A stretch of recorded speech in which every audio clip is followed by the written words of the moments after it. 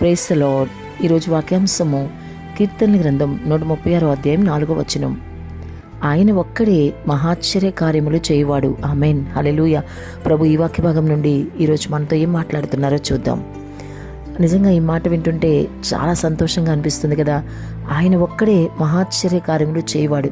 ఆయన పేరు ఆశ్చర్యకరుడు కదా. ఆయనే యేసు. నిజంగా ఈ మాట వేరెవరూ చేయలేరు. ఆయన చేసిన అద్భుత కార్యాలు, ఆశ్చర్యకార్యాలు. అందుకే కీర్తనకారుడు 136 కీర్తన 4వ వచనంలో ఆయన ఒక్కడే మహాశ్చర్యకార్యములు చేయవాడని గొప్ప భరోసాతో, గొప్ప నమ్మికతో తన దేవుని గురించి చెప్తూ ఉన్నాడు. మరి వింటున్న సహోదరి, ప్రియ సహోదరుడు, నీ పరిస్థితి ఏంటి? నీ యేసు ఆశ్చర్యకరుడని అసలు నీకు తెలుసా? ఆయన మాత్రమే నీ జీవితంలో ఆశ్చర్యకార్యాలు చేయగలడని నువ్వు నమ్ముతున్నావా?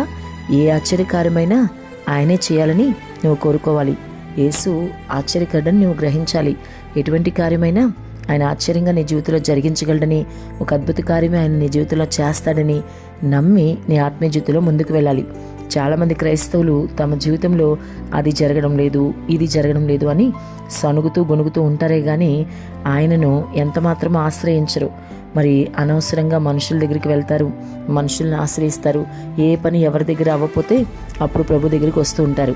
ఆయన మహాశ్చర్యకార్యములు చేయగలడని నమ్మరు. వారి జీవితంలో మునుపు అనగా పూర్వపు జీవితంలో కొన్నిసార్లు ఆయన చేసిన ఆశ్చర్యకార్యాలు మర్చిపోతారు చాలా సులువుగా.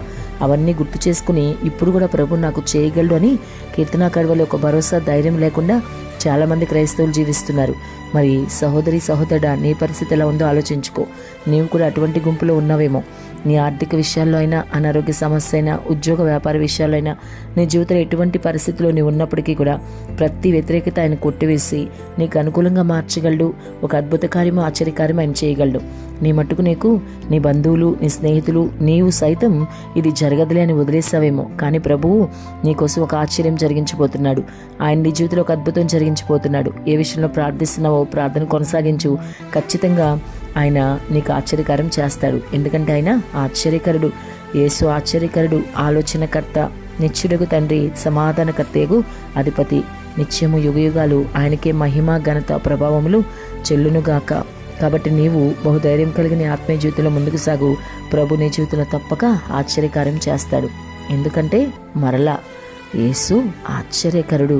ఆమేన్.